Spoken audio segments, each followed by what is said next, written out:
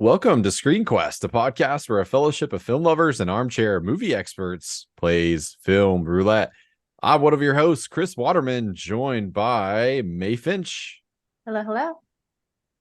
And of course, we have the player himself, Will Rotondi. Yo. It does kind of look like right where you're sitting, like Tim Robbins has his arm around your shoulder. I love it. It's kind of cute, you know? Mm-hmm. That's right. You and me, buddy. We're going to go places together. For those not watching, Will just tapped his hand lovingly. Yeah. Oh, green screen effect is done. My CGI, no. Speaking of the player, we are going to be talking about the self-referential Robert Altman film, The Player, on today's episode as our main quest. Of course, I've got a new game in store for the group. I'm very curious to see how this goes. But first, let's talk about long takes. So in the spirit of the show, thank you, Will, for the suggestion. I am going to define what a long take is. And then I'm going to ask you guys, do you have a favorite particular long take in a film or TV show? So while you ponder that question, according to our favorite studiobinder.com, a long take, also known as a oneer, is a shot that's intended to appear as a single, uninterrupted take in the final edit of a project. Camera movement and elaborate blocking are often involved in long takes, but they are not mandatory. Some long takes for the entire duration of the scene, while others are bookended by other shots. So famously, to give the audience an example, if you need one, think about 1917 war film that came out a few years ago that was intended to look like one long continuous take.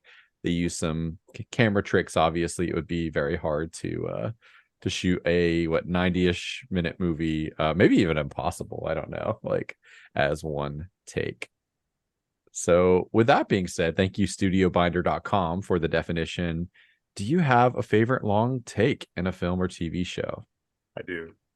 Yeah. And I would have to say there would have been two answers to that. 1917 would have been one because I thought that movie was gorgeous. But I think that, I don't know, I guess the question is, do you so you do technically define, like, when you make it look like a long take, it's still a long take. Yeah. Okay. Well, then that would be one. But if we're talking without trying to do like the camera trickery, I think, and I could be completely wrong because it's been ages since I've watched this film, but The Protector with, I want to say it was Tony Jaa, was like a really cool martial arts film that I literally don't remember even the plot behind this film. I think he had to go like save, I'm not even gonna go into it. There's like a really awesome, like, badass scene where he is fighting up different levels in a restaurant, I think, and it's just one long badass take of him just beating the crap out of people. And I love martial arts films, and that was just something that stuck out to me. It's probably been like 15 years since I've seen that thing, but it is, if you ever get a chance, I would recommend it. It sounds like they kind of ripped that off for Daredevil, right? Like the Netflix show. Remember the hallway scene that everyone loved so much in the first, like, yeah, I always think like long takes are, I mean, there's kind of two camps. There's the, hey, it's just beautifully framed and maybe a little more complicated on like the camera technical side. And then there's like the choreography ones where you're like, holy crap, like the blocking. And martial arts, I think in particular, is like lends itself well to being impressive because everyone has to do something very intense perfectly for a long time and in quick succession. So that's really cool. May, how about you? See, I feel like we've talked about my favorites pretty extensively already. They would be Contact, which again is a camera trick, not a true long shot, but way back our first episode, I want to say, we talked about how that was done with layering the frames into like where the mirror was shot, and that's probably still my favorite. The one that's like true long shots that I love, Chris showed me actually, and it's Rope, which is referenced in The Player, and I got a kick out of that. Yeah. Yeah, Rope was probably going to be the same one that I was going to say as well.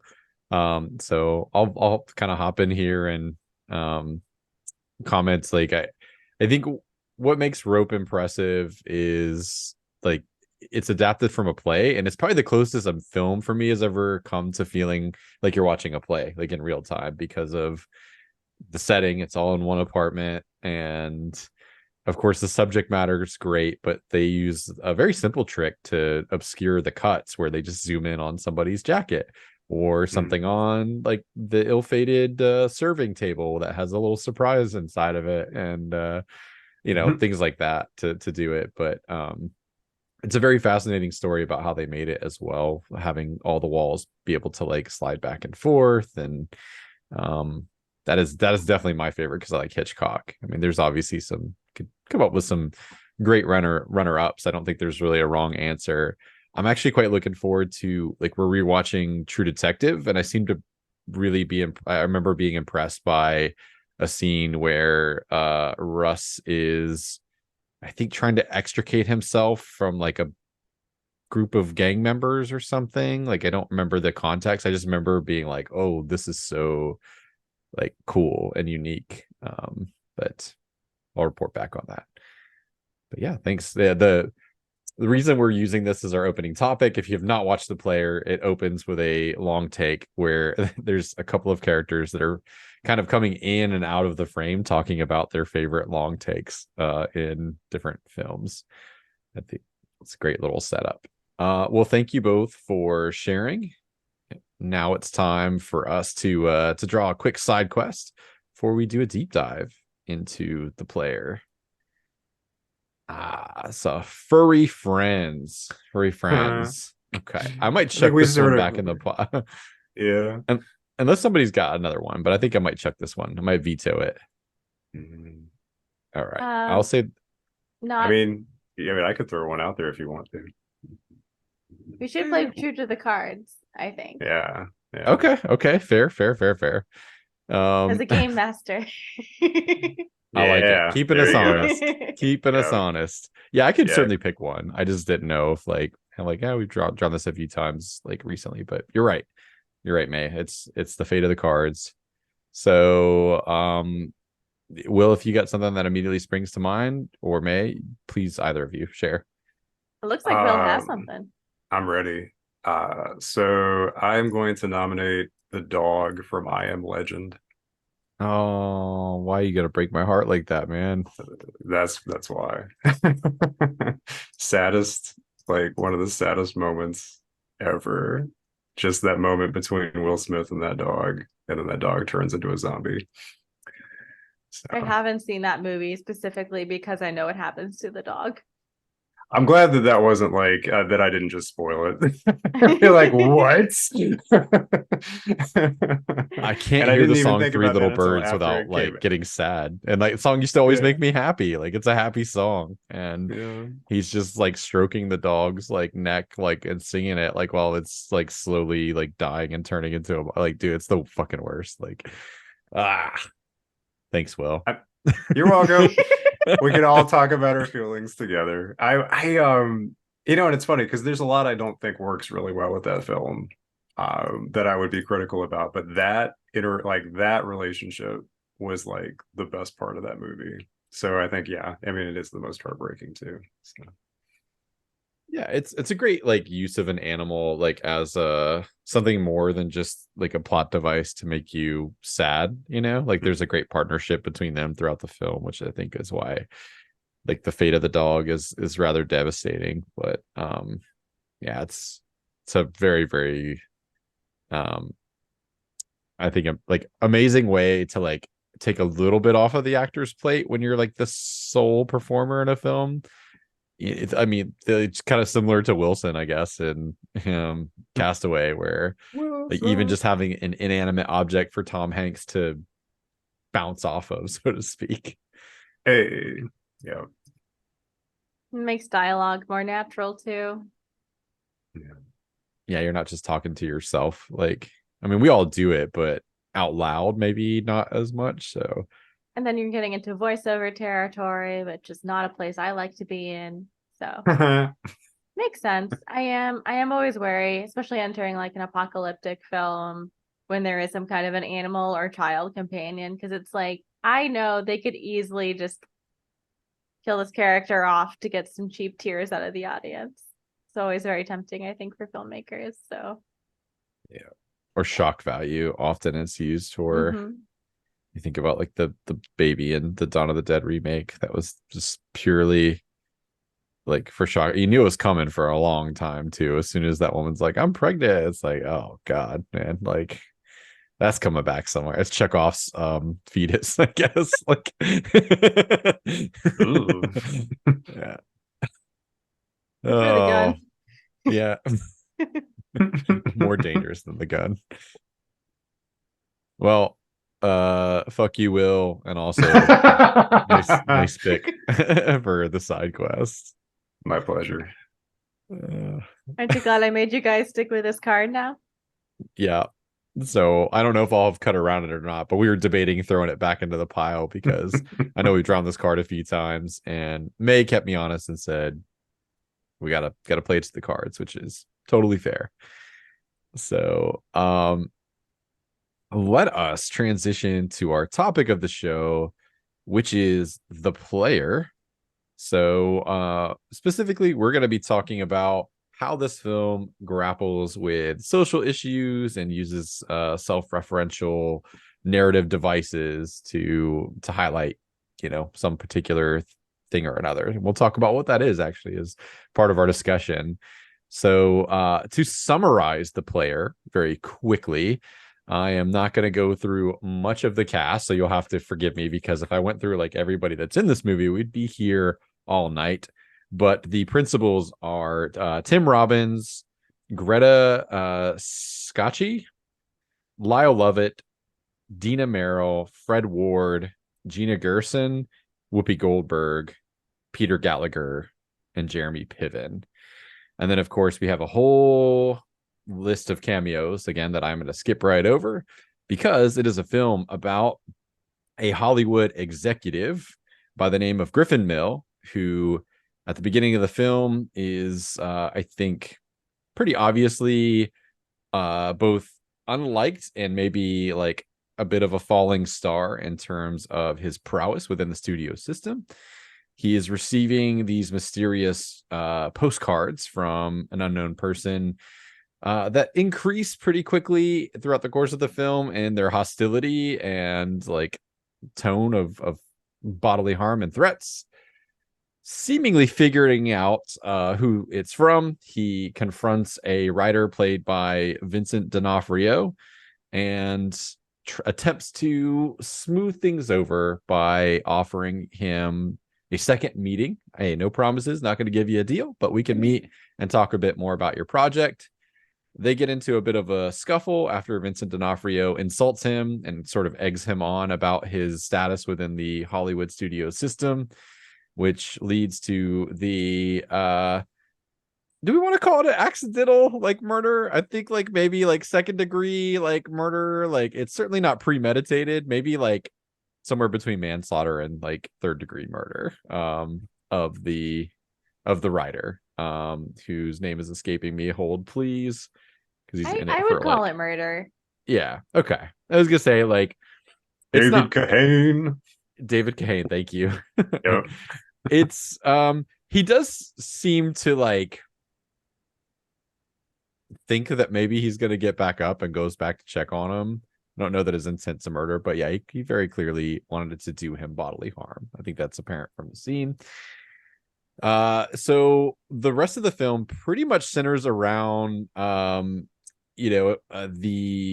I guess uncertainty of if Griffin Mill is going to be apprehended and caught for or convicted for the murder itself.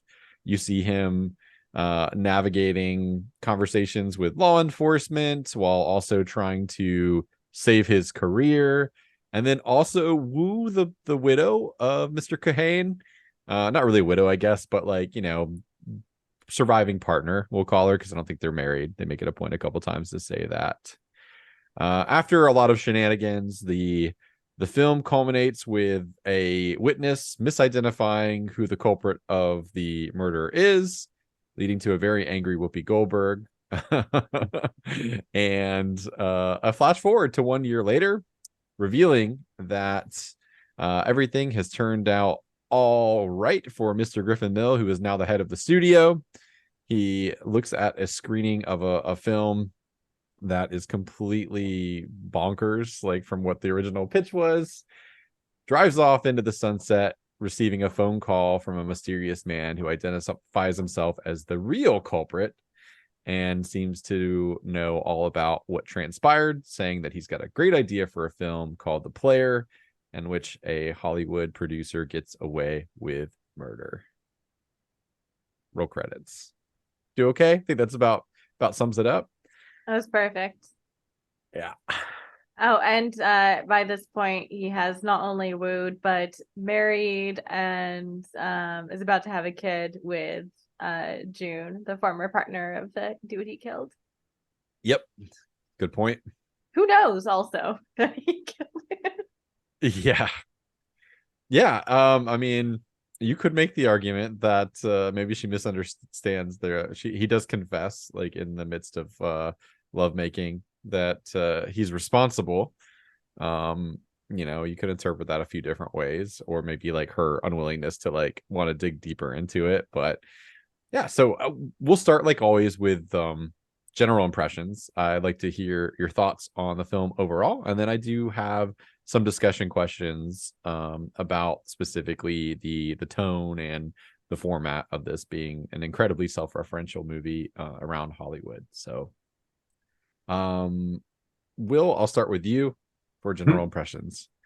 Sure. Overall, I liked it. I think that it was something that I didn't really, going into it, I'd never seen it before, so I had no, and I hadn't heard anything about it, so went in cold. And I think that overall I liked the fact that it's sort of a train wreck, because sometimes there are train wreck films that I can get behind.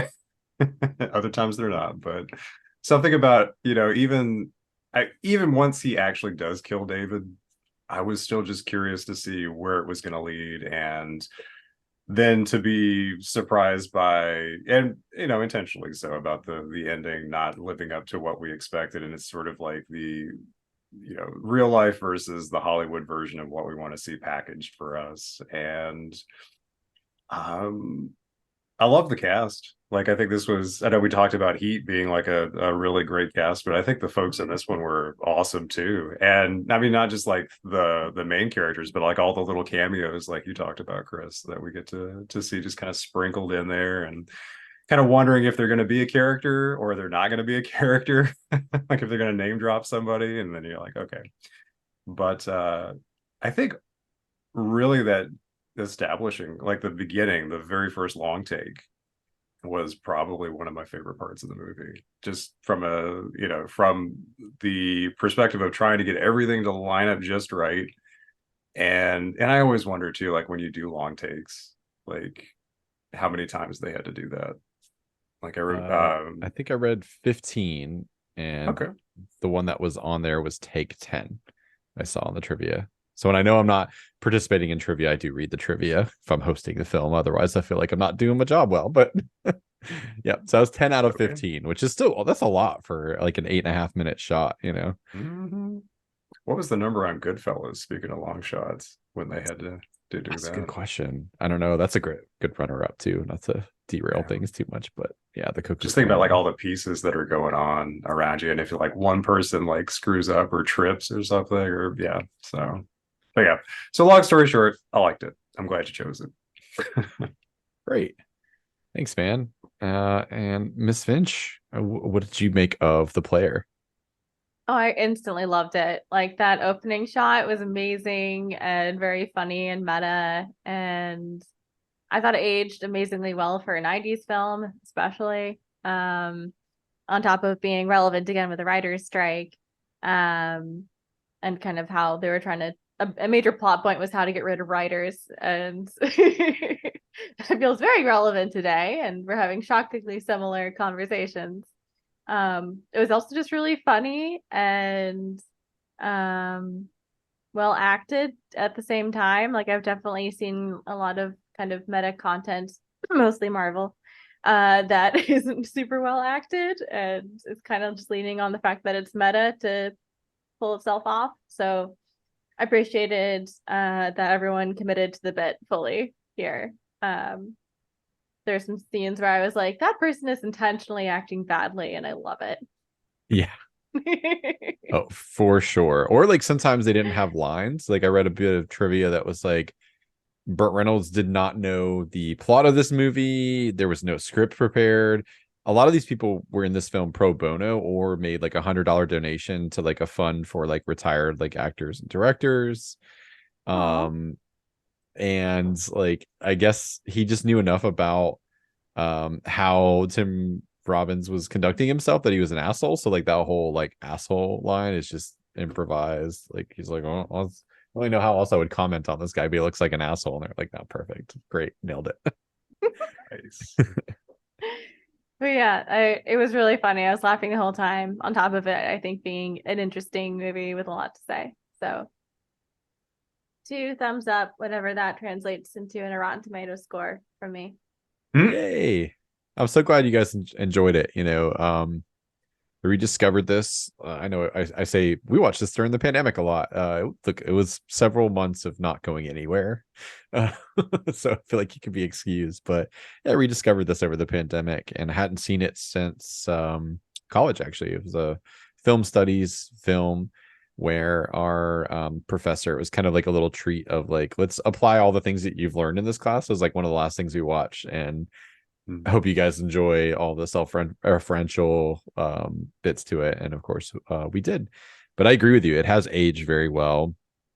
I think it's a lot of fun. Like it's darkly humorous. And I guess you would consider this to be like, yeah, like late mid or like early late, like in Robert Altman's career. And he's such a fun like director in terms of like knowing how to navigate very serious subject matter in a way that doesn't feel too much like of a downer. Like think like the film MASH, which was his creation. I think same thing, you can have a lot of fun while still saying something interesting and covering some pretty serious subject matter. So yeah, that's my take on it. I think it's a wonderful film. There's bits of it that still shock me, even on this watch where I'm like, I cannot believe that these are like the same problems that we're still talking about in Hollywood. And I was quite delighted to see that.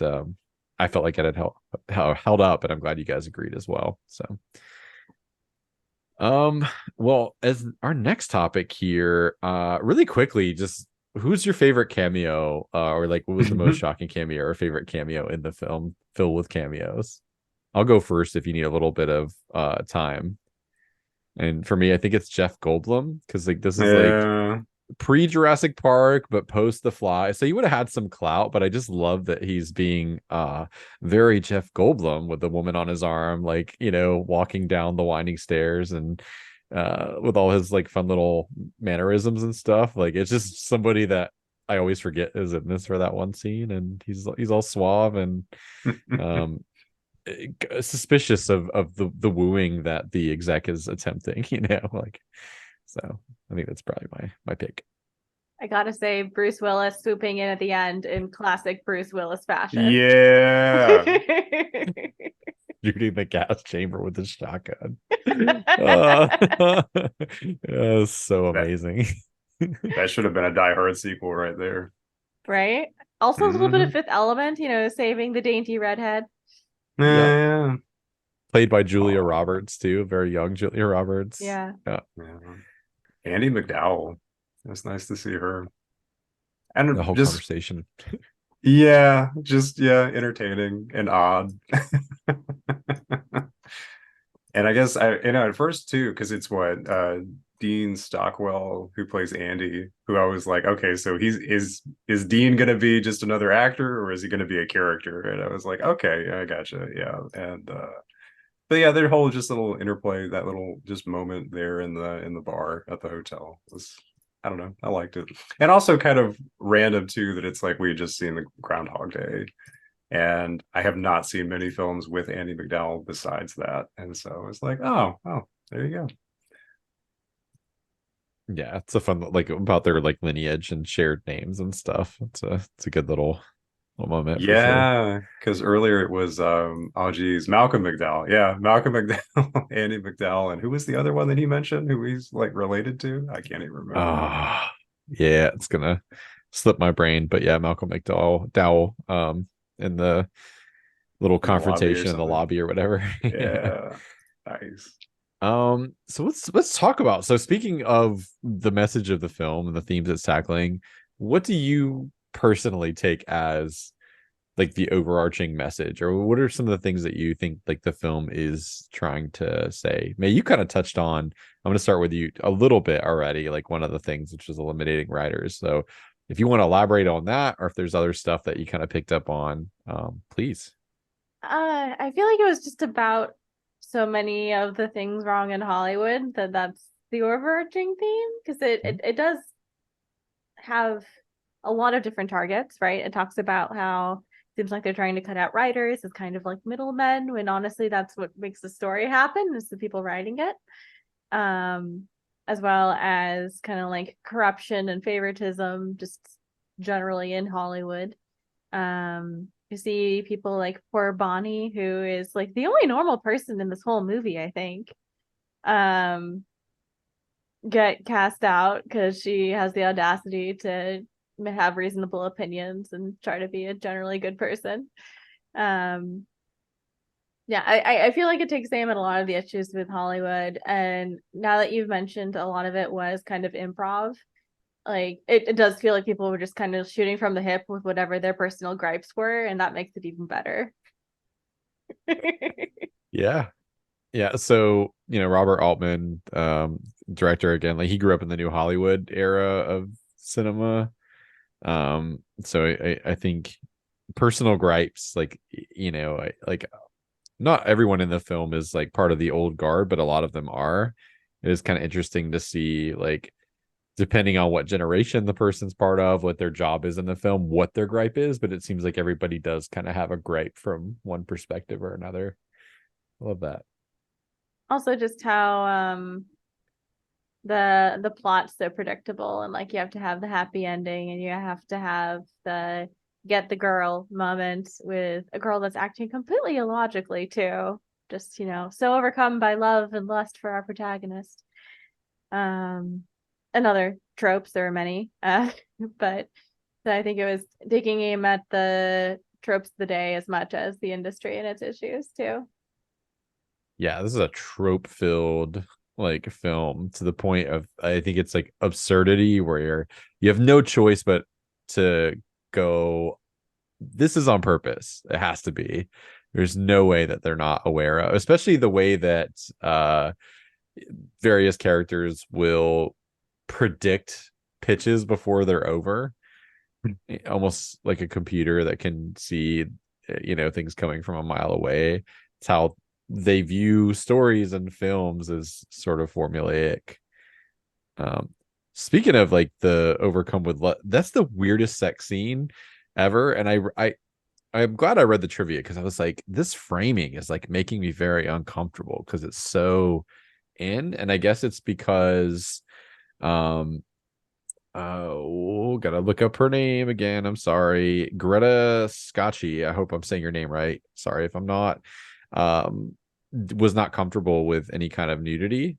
So it kind of forced them to go from the neck up, which I think almost makes it a little more like intense and intimate. I don't know. How did you guys feel during that? Like, was this a little different, right? For a love scene in a film? Yeah, I can't Icky. say I've ever had somebody confess to murder while they were having sex. So Well, there's that part of it too, but I mean, even just like the mechanics of it, like Icky. icky. yeah, Okay, okay, like elaborate. Like, what was icky about it to you? No, just icky. Just too Everything. wet, like, and it's like kissy. I don't know. mm. I'm glad you I felt qualified I felt that. more like I was violating somebody's privacy than I think I've ever have in like a traditional film anyway. Like, it's so weird, but um I think it works in terms of like what's going on in the scene. And going Is he gonna actually spit this out? And then what's her reaction gonna be? But sorry, I digress. I thought that was a very interesting part to the movie. How about you, Will? Did what are some of the messages that you picked up on, or like how would you interpret sort of the overarching message or theme of this film? Well, I think just one random thought about your discussion about the sex scene. I thought was it's interesting knowing that she wasn't comfortable with nudity, because I think that adds another little like twist as to what we probably expected to see and then what wasn't the case, like in terms of this is what's usually in a film, like nudity. I think even like and I'm going to say Tim Robbins, but I should say Griffin mentions to her about the stuff that's expected for a movie to sell. And so then I honestly thought it was intentional that there wasn't any nudity shown at that point, because the film is trying to make points about doing things differently. But in terms of what I got out of it, I mean, so I got to call out Larry Levy, played by Peter Gallagher, who is basically what Chat GPT. I cannot say that without like dyslexia, but it's like they're having a conference meeting and it's like we can just go around the room and just pull random stuff, or it's more like a Mad Libs, I guess, of just making film plots instead of having to have writers around and feeling like there's a way to sort of cut out having to pay them to do the work. So that was very much like wow, okay, yep, that idea has definitely been around for a while. We're just kind of shafting your writers and having them feel like crap about the stuff, like the actual art that they want to produce is not good enough for whatever everybody else who's running the production wants to do. But yeah, I think ultimately at the very end of the film, where we see the film that they do finalize, where after all the conversation about this has to be meaningful and art and not gonna have any A-list stars and it's not gonna have a happy ending, and it's like, yep, pretty much. I'm sure the argument that goes on a lot, and then but it's gonna make a lot of money if we do it the other way. Or test groups told us that this is what people prefer. So when you want to try and cater to a wider audience, and also saying too, like what the audience wants out of it, because if that's what we're going to films for, I mean, it makes me reflect on very much when I would look at films growing up as entertainment, what I would want to see out of it, and kind of reflecting on why, and if it had been different, if I had watched films more that were different than that were more like real life versus the fantasy worlds that we enjoy living in because it gives us pleasure, or it gives us a sense of safety, or whatever it is that we get out of it. That was an interesting little moment, and I'm glad that they did it, because I think it is very reflective of what we go to film for a lot, sort of as the default. But that it's too bad that that's what happened to their film, because I would have liked to have seen the other version. But I do think it's funny watching Bruce Willis save Julia Roberts. So I mean, I can't argue with it. I still found it entertaining. So yeah, it's the slow bastardization of this intense art project that starts off full of demands and no compromise to it's completely transformed into everything the guy who's writing it said he didn't want it to be, in the interest of box office receipts and accolades, right? That's what they're engineering something based on formula and audience expectations versus actually making a piece of art. Speaking of pitches in the film, I know they're kind of it's meant to be a little like cheeky, but I love the Graduate 2 pitch that we get at the beginning. I'm like, I'd watch that movie. I would have watched that. Like, even if it is bad, like I would totally watch that. It's a great. I love how stumbling they are in explaining it too, and I'm just like wondering how many Graduate 2 pitches he's gotten that day alone. Mm-hmm. The guy that's pitching that is the co-writer of The Graduate, the original film, as well. So oh wow. Yeah. I kind of wonder if they were like, if you were, I mean, not seriously, but if you were going to put something in there, I don't know, but like, I couldn't help but be like, that doesn't sound that bad. I don't think you need a sequel to The Graduate, but would I go watch that? Sure. I mean, I would have back in the day. um well, great. Yeah, I don't have much to add to the commentary. I think you guys did a great job, other than I think like a lot of what I think was great about this film is that nobody was off the table, from executives to actors to directors. Everybody was sort of fair game for making fun of and sort of, I don't know, acknowledging how superficial Hollywood really is and how silly a lot of it is. I think that was a bit refreshing that um it went all across the board, except for maybe like I don't know that there's any composers or anything that are like made fun of, but pretty much everybody else is on the chopping block at some point or another. um but yeah, it's interesting that in his, like, at this point in his career, that Robert Altman would make a film like this, because I think Hollywood had shifted dramatically again. New Hollywood had been over for about a decade. A lot of people kind of agree like 1980, 81 is where that era stopped, and then it was the age of the action star. So I think it's no mistake that you get Bruce Willis as the principal at the end of that film, and how the sort of the tone shifts dramatically. um I One thing that I wasn't able to fully grapple with, other than I think it just makes for a fun movie, is why the murder mystery aspect of it. In other words, like, I think you could have told this story and made fun of Hollywood the way that they do without that, but it's an interesting sort of addition. So, and I call it a mystery. There's not really a mystery. It's more of, I guess, a suspense thriller of, is he going to get caught? But I love the choice nonetheless. It keeps the movie going, I think, between uh cameo filled moments and weird social commentary around Hollywood. I thought that was just kind of almost another Hitchcock reference, if anything. Yeah, yeah, it does. There's a lot of this. It's almost like Hitchcock's Innocent Man story, except the guy's guilty. A lot of Hitchcock films are somebody doing exactly this, trying to dodge the guilt, but they're actually innocent. And in this case, it's like, no, he still gets away with it. But yeah. And of course, ingredients in any Hollywood movie, you got to have violence, and at least one guy dies, right? Yep. Yeah, there is indeed a confirmed one body, for sure. One, then a deceased snake as well. But so yeah, R.I.P. Rattlesnake. He didn't do anything, man. He was just hitching a ride. I'm thinking, okay, he's gonna fling it out of the car, right? Or call animal control. No, he just beats it to death. Also, why are you opening a box that says "Don't open till Christmas" from a psychopath? Like, come on. My first thought would have been like, oh, this is a bomb, or something. Yeah. So, speaking of the meta themes,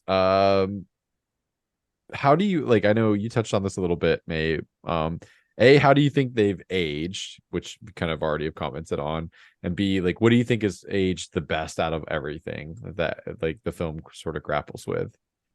Definitely the commentary on replacing writers with basically news prompts like that.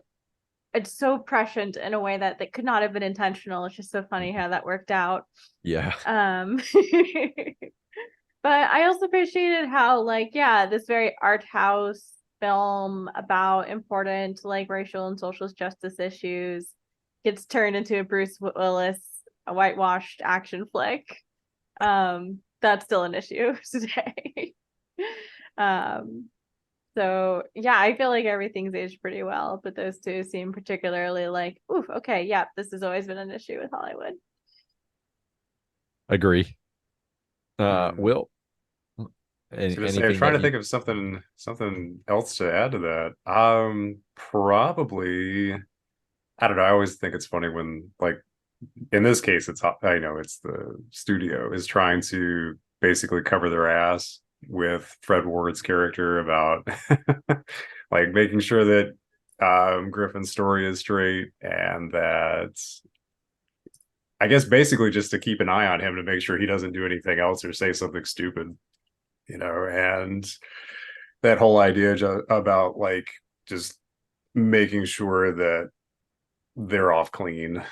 I feel like that's very much Important always distinction, starts not the him, case. but the studio, right? Like that's the Yeah, he's in the interest of the studio. No, he doesn't give a shit yeah, about the guy, so to speak. But yeah. yeah. So I think just between that and also just the focus groups about the trying out different endings or trying out different versions of a film that they want to try and see which one's going to play better to the wider audience, and that's the one that we end up with.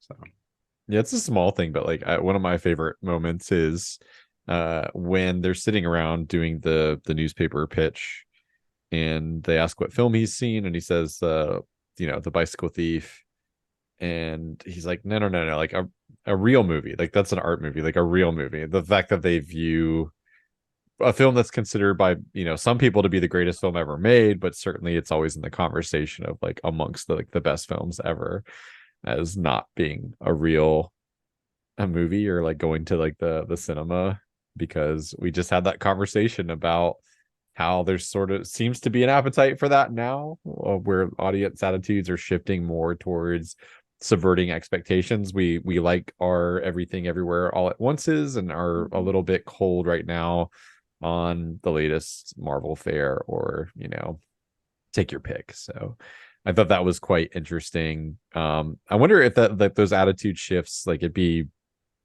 fun to go back in time to see how films have, like, is there a seesaw that happens? Like I imagine like a lot of things it's maybe a little bit cyclical, where people go like big boost of, or like big long period of artsy films that are bold and inventive, and then period of, hey, we love them on the show, but like those 80 action, like your Stallone, your Schwarzenegger, your Bruce Willis, like all those kind of things that were big in the 80s. So but yeah, I just thought that was a neat little bit of commentary.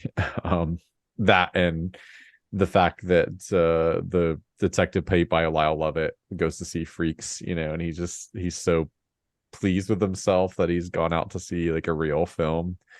And it's interesting because you would think somebody as superficial um as I don't know why I keep forgetting his name, but Griffin Mill, as like Griffin, would maybe not be familiar with some of the great works of art, but I like, you can tell like the posters behind Will that he actually does appreciate the art form. He's just been made cynical and sort of lost his way. To rise to the top, in other words, you have to kind of stop caring about the art of it all. Was there any aspect of the film that you feel like didn't age particularly well? I think like anytime you have a film where you're grappling with social issues or trying to make a strong statement, as this one is, sometimes things don't age well because maybe the issues are not as relevant, or I don't know, there's a number of reasons. Like, so was there anything that didn't work for you? I didn't think that it was bad so much as I just had no idea what this was supposed to be. I didn't quite get the joke, besides it was just a really weird scene. But when Whoopi Goldberg's character, Detective Avery, is like asking about the tampons and then is interrogating Griffin while just like twirling a tampon. yeah. I was like, is this just supposed to be absurd, or is there some commentary here? Because I feel like this is just absurd, but I have no idea. I think it's meant to be absurd. Just she wants to put him off balance a little bit, and it's a bizarre thing to do, I think. That and the whole exchange and argument that she has with the other woman detective about, this is your tampon because this is the size, and she's like, well, who the fuck else took them? Looking around, this office dominated by men. No, that's fair, I think. It's weird because in that same scene they do mention the Rodney King like thing, which would have been very fresh, like for the time that's very recent, probably in the hearts and minds of people at that point, like when this would have come out. But yeah, well, anything that if you don't have something, it's quite all right as well. But anything that you remember, like you feel like this doesn't age particularly well in terms of like social themes or anything else. I think it's an excellent question, and I wish I had a good answer for you. But I'm having a hard time just thinking about everything that happened. I mean, I feel like you could do the film again today. Like Yeah. I don't think you could. I honestly think you don't have to change anything about it, and it would still feel like it could happen today. So, maybe the fact that they have very detailed notes about calls that they make that are all very nicely written in a book. That was Yeah. a pleasant and strange surprise to see, where I'm just like, this would all just be on an Excel file or something, versus, but that to me, just the technology. But everything else, I thought just it The felt great. Carfax? You mean you never had a fax in your car? Like, it was the Yeah. most ridiculous thing. That fax comes rolling out. I was like, come That is on. true. Yeah, that is true. I didn't even think about that. Yeah. You gotta ask for the Carfax. Yeah, I know, Oh right? Yeah. That's the first thing I yeah. I didn't thought even of. think Yeah, about when you that. said that, Yeah. I was like, oh, yeah. Wow. That had not occurred to me. Yep, that's funny. So it is still relevant in the Yeah. Yeah. weirdest way. You got me there. Sure. You absolutely have got me there. Yep. Yeah, I think it, like, again, surprisingly, there's not a whole lot. I was trying to scrutinize to see if there was anything that I felt like didn't age particularly well. I think oh gosh, like I don't know why these names won't stay in my head, so I apologize. But June, like her character is just odd enough that I couldn't really tell if that was a product of the writing or just who she is. But from the state of her apartment slash house, whatever that is, I'm just gonna chalk it up to she's meant to be a little bit of a strange character with like maybe a mysterious backstory. They kind of hint that like maybe she's got something lurking in her past as well. The first time I saw this film, I remember thinking it was gonna be her, like that was gonna be the reveal, was the one Me sending too. the cards, because she calls him the dead man on the phone. Mm. um did you guys figure out who the person was? Because Robert Altman has like confirmed like who the person is. I Oh. didn't think you were supposed to know. So now Yeah. I All right. did. Yeah. I'm intrigued now. Yeah. I thought it was just if some you random if voiceover. My you bad. Yep. Nope. Yeah. So if you listen carefully to the voice on the phone, there's a gentleman wearing the same outfit as the deceased writer giving a eulogy at the funeral, who is railing against the Hollywood system, and he reads a little bit. That is the person that is doing the blackmailing and is like responsible. Okay. So he's adjacent to the mistaken blackmailer. But yeah, Robert Altman has confirmed that like the voices obviously match up, and that was sort of the intent. It was his little tip of the hat, like not that it really matters, is kind of irrelevant to the resolution of the story, but he's like, yes, that's who it was intended to be. So, That makes sense then why June would call him a dead man, because it seems like she ran in the same kind of circle and was probably aware of at least how this guy felt about Griffin, if not about the postcards directly. yeah, absolutely. And he's sort of intense, and again, it makes sense when you go and you watch the funeral scene again, where you're like, oh yeah, I believe it. Yep, he seems like somebody in this brief little moment who would do something like that.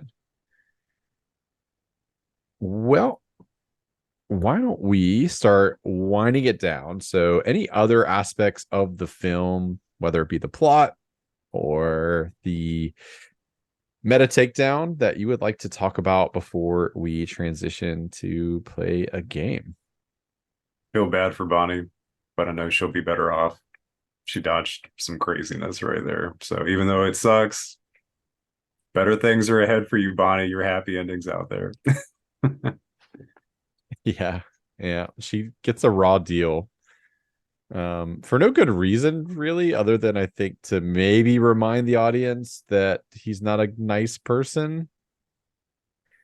I don't know that you're ever meant to really root for him. Did you root for him at any point in the film? I didn't really like him, but I didn't mind him as a vehicle to sort of navigate the story, if that makes sense. Like I would have been fine if he went to jail. It would have been fine if he did it, like just because of the commentary, like of the, I think how they navigate him not going to jail is kind of perfect because you get the resolution of the story and the final pitch in the car phone. Yeah, I was never rooting for him, but it was kind of I want to see how far this guy's going to spiral and how sweaty and greasy Tim Robbins is going to get. It's Yeah, quite by that the end of hair. it, isn't it? Yeah. When he's just sitting there and they're all laughing at him for way too long. Yeah. Oh, in the police station? Yeah. Yeah. I did kind of want to talk about the ending just because of all the meta things in the movie. I love that they've constantly hinted at like there being this happy ending. And again, you're not really rooting for Griffin Mill. Like, I think happy ending is probably him actually getting caught. So when there's that line in the movie that gets screened about like, oh, what took you so long? Traffic. Yeah. And then he says the same thing when he's coming home to June. And that being the final line of the film, it just feels like kind of like the biggest fuck you to the audience instead of, pandering to the audience with a happy ending. And I just thought that was a perfect way to end the film. Mm-hmm. Yes. I agree. I mean, it's no mistake that line is sort of echoed by him in a very different context, It's charming and sort of like it's the camera winking maybe one more time when Bruce Willis says it because it's the most it feels so natural coming out of his mouth, It's a quip that you've seen some version of like a dozen times probably with Bruce Willis, but with Tim Robbins, it's just like, ooh, boy. I feel bad for that child that's about to come into the world, put it that way. What about you, Will? Did you like the ending of the film? Did you feel like it wrapped things up nicely? Was it to make you groan? No, it's pretty much what May said. I couldn't add anything more to it. I thought it was really well done, and it was a nice little way to I mean, and I have nothing else to say. It was okay. A good FU to the audience. Because it was sort of like what we expected.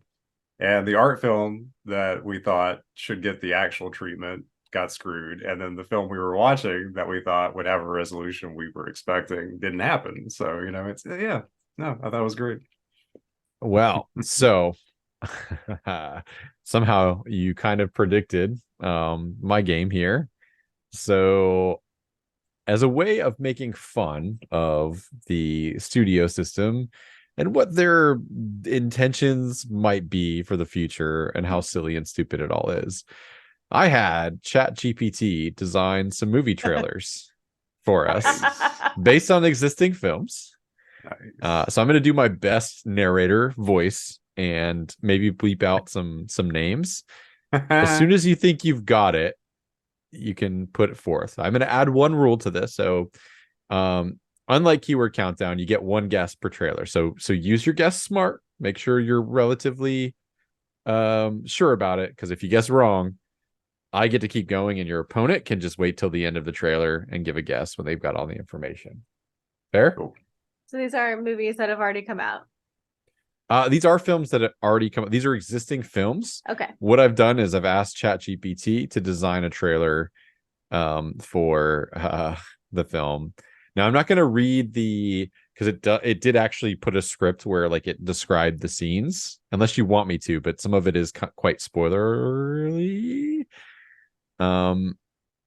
I'll let you go. I was just going to do the narration because it insisted that all of them have a narration, which already is like a huge strike against using in a world AI. Yep. There's a lot of that. I'm fine with however you want to do it. This is an exciting game. Yep. All right. I promise, Hollywood writers, I stand behind you. I don't believe in using AI for serious purposes. This is really about making fun of like how you can't replace humans. I promise. This is done with the best intentions. Robots, when you do inevitably take over, we apologize for what we're about to do. Yeah, exactly. Sorry, not sorry. Okay, who's ready for the first film? Let's do it. Let's go. I'm going to do my best here. All right. In a city ruled by secrets, where loyalty is everything, one man stands at the center of it all. Blank, beep, that's beeping out his name. A man of principles builds an empire based on respect, family, and tradition. But when a rival crime family seeks to encroach on his territory, beep, must make a The choice. Godfather. It is the Godfather. Nice. Awesome. Well done, May. That's a point for May. And then Can here's we the still pitch hear the notes. rest of it? Oh, sure. Yeah. But now I can fill in the names. Yes. In a world where violence and betrayal lurk around every corner, Vito's sons, Michael and Sonny, must step into their father's shoes. As the Corleone family faces external threats, internal divisions threaten to tear them apart. The Godfather is a story of power, betrayal, and the lengths one family will go to protect their legacy. In a world where trust is the rarest currency, who will emerge as the true heir to the throne. The Godfather, coming soon to a theater near you. Nice. How All many right. times did that have in a world? A lot. It's a lot.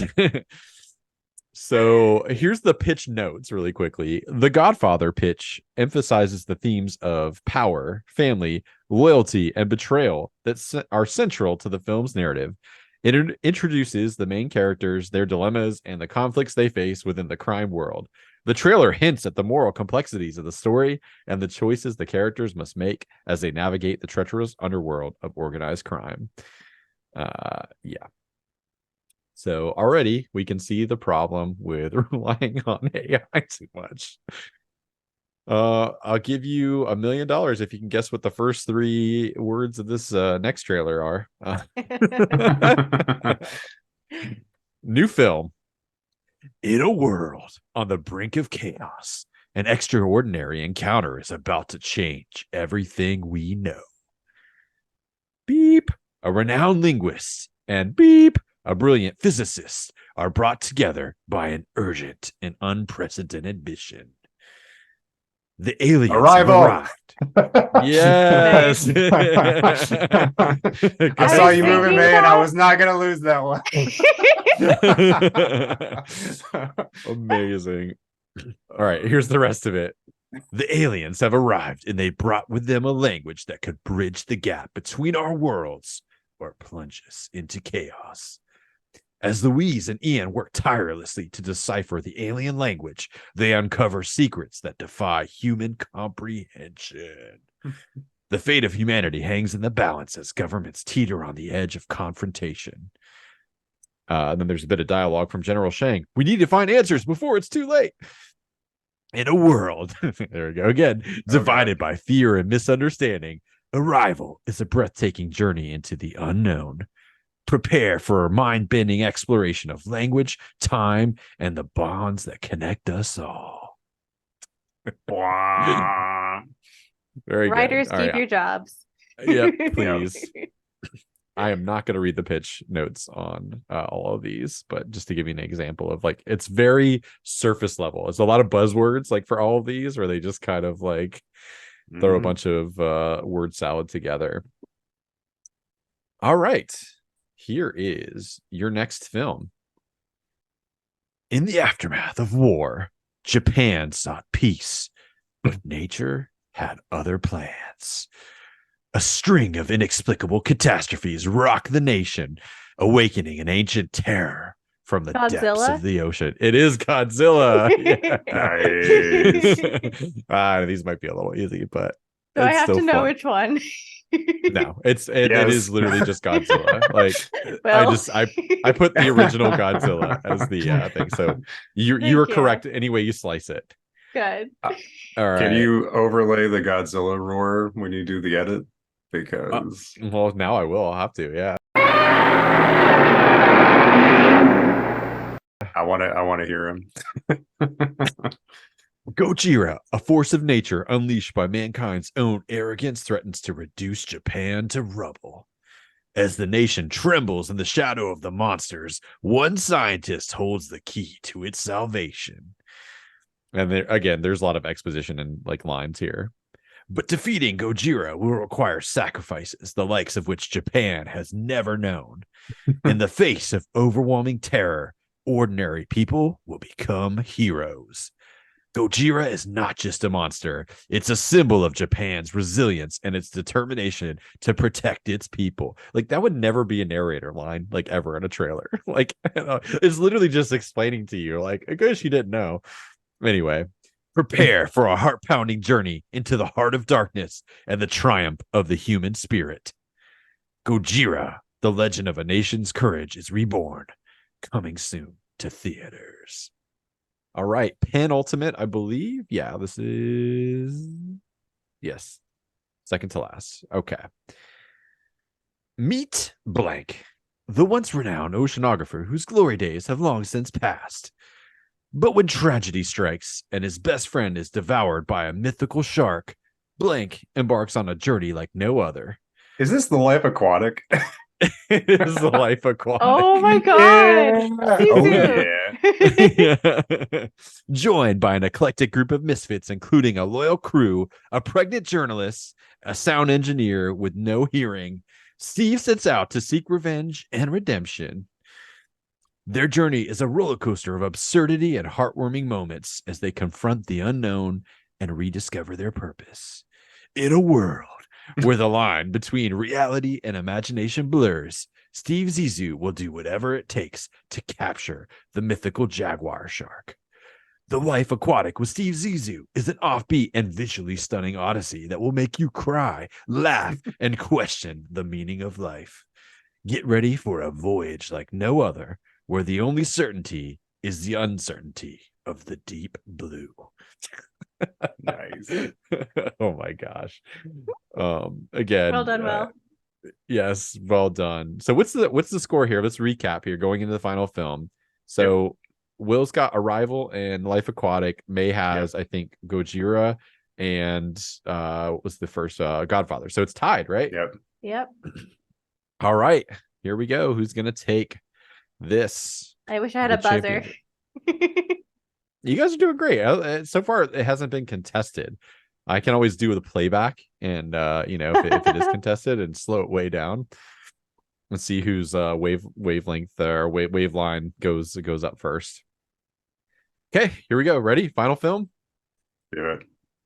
So this is a little bit of a different trailer in that the narrator is not like the typical narrator guy, but I'm afraid if I do the voice, I'm going to do a neutral voice. It would give away maybe the film. Okay? Yeah. But it's a little hint there. Ladies and gentlemen, I present to you, myself, blank, your humble narrator. In this world of blank, I'm going to blank that out because it's a spoiler, and moral decay, we do what we like when we like. But when the law catches up with me, I'm offered a choice, prison or the cure. They said they'd cure me, make me a good law-abiding citizen. But what is the cost of my redemption? I can no longer choose to be good or bad. Is a blank any better than a rotten one? Is it better to be forced to be good or to choose evil? The choice is mine, no more. In a world without choice, what defines humanity? And then the screen fades to black. I can give you some notes that'll help a little bit. So the opening shot is a futuristic bleak cityscape with blank, played by blank, narrating his thoughts and introducing his gang. Equilibrium. It is not Equilibrium. Some other notes show scenes of the gang engaging in disturbing acts of violence and debauchery, establishing the dark and anarchic world of the film. Or is this Clockwork Orange? It is a Clockwork Orange. Ah. Well done. I was like, if I do the Alex voice, I feel like that's gonna give it away because he's very, very much but humble narrator and things like that. Like, but yes, the line that I cut out was like, is it better to be a Clockwork Orange or a rotten one? Which I think is just something that it made up actually. Like, because I think like A Clockwork Orange is a phrase that supposedly Anthony Burgess just made up for the film. But that was very close, guys. I love that. I hope you had Yeah, fun doing That was that. I that was did. really great and well Yeah. played. Well, Oh, hey, likewise.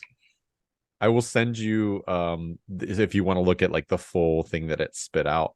So Nice. privately, Yeah. if you guys want to look at like again, at first you're like, oh, this is but as soon as you start really scrutinizing anything, you're like, oh, that's just buzzwords and superficial nonsense that is nothing more than a curiosity. Writers, we love you. We stand with you. Don't worry. I think your jobs are safe if that is anything to go off of. oh yeah. Mhm. Right. Well, now through the power of editing, we're going to bring in a guest, and here they come. And here she is through the power of editing. We have very special guest, Ev. Hello, everyone. Welcome, Thanks. welcome. Yeah, thanks for joining us. I'm super excited to try it out. I am a more recent fan of Screen Quest, so I'm excited to join in on the fun. Yeah, it's a really good time. It'll eliminate the burden of choice on what to watch for the week. It's kind of nice. Exactly. We'll learn a little bit more about Ev on next week's episode, specifically Ev's relationship with movies and cinema. But I do want to give Ev a quick little shout out as being our current DM in our version of D&D that we're playing. Very, very fun campaign. So Ev, thanks for all the laughs and goofiness. The last like 6 months or so it's been now. I feel like it's been going on for a while. It's been a while. Thank you, but hold your thank yous for the next couple sessions because I got some crazy stuff coming y'all's way. Oh no. I It's not what you want to can't hear wait. from God. Yeah. On my own Screen Quest, DM Screen Quest. Ooh. Yeah. So when we do our horror films, we call it Scream Quest. So maybe Ooh. you're gonna send us on a Scream Quest. Maybe. Yeah. Well, let's figure out what we're gonna be watching this week, shall we? Yeah, I can't wait to find out. And I am shuffling the virtual cards. Here we go. Ooh, it is Deja Vu. So since it's been a while since we've had one of these, I will remind the audience on what the category is. And since you've not been on, it is imitation is the best kind of flattery. Choose a film that pays homage to another film or genre and discuss whether that homage is successful or not. This is going to be a Will pick, and we're going to be Nice. watching and discussing Event Horizon. Haha. So a film that I know you love deeply and I have not seen. So Will, I've tell never us seen it why. No, I have not. Why did you nominate Event Horizon? And I know we'll get into it all next week, but just quick elevator pitch. Long and the short of it, I like it as a dark sci-fi movie, and I think it has a great cast. And I will say it is a little gory, but by today's standards, it's pretty tame. So no worries on that. I know it's Sam Neill, right? Like of Jurassic Mhm. Park fame. Is it Lawrence Fishburne? Is he in it as well? Show is, yeah, Lawrence All right. Fishburne. Oh geez, I can't remember there's a lady who's in it whose name is escaping me. Jason Isaacs is in it. I'll pull up this cast list real quick. Very cool. I should I'm remember excited. this off the top of my It's head. on my list of shame as a sci-fi like fan to not have. I know a Mhm. lot of people regard the makeup and subject, like I've just heard it's a lot of fun for like a sci-fi horror mashup. So Mhm. very excited. Ooh, Have another either May or Ev seen this before? I have not. And it's deja vu, so that means that does that mean other films are homaging this film or this film is homaging another film? Great question. We specifically define this as like pick a film that is paying homage to like other films or genres. Okay. So I'm sure Will explain next week, probably.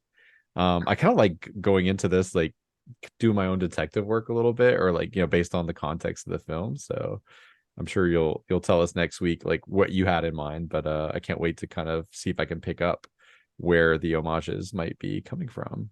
I agree. I was gonna ask, but then I was like, you know what? Maybe I'll see if I can figure it out myself.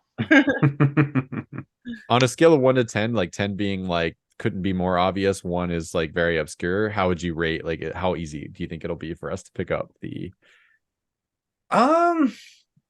I would say it's probably a mixed bag. I think some things are like the symbolism or certain elements of it are going to be pretty much in your face, but I think that there's probably some subtlety in there too. And especially from the first time I remember watching it versus the films I saw after the fact, I think that it's I don't know, I think you get a little bit of both. cool? Right on. I'm excited. I'm also new to Yeah. the film, but it sounds like it's going to be like maybe a little spooky, maybe another good pre-October pick. Yeah. Yeah, that's the way the cookie crumbles on the podcast. It's always like timely, and we don't plan it, but we sure do roll with it. Well, Ev, I promise that there's anything that you would like to plug, you can do it certainly on this week's episode, but you definitely should next week as well, because you have a very cool thing that you do. But if you'd like to plug it on this week's episode as well, you can briefly do that. I mean, what a gracious invitation. Yes, I am a handmade dice maker.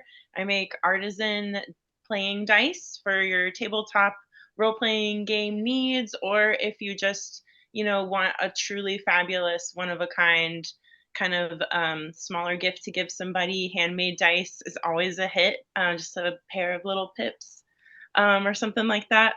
I'm sorry, I'm using jargon. Pipped dice refer to the dice with dots on them versus numbered dice are what we use for D&D and other things. Anyway, you can check out my stuff on Instagram. My shop name is Double Take Dice. So if you just hit up instagram.com/double take dice, you can see what I've been up to. You make beautiful dice. You should definitely go check out Ev's shop, because there are some stunning bits of work on there. Well, Thank you.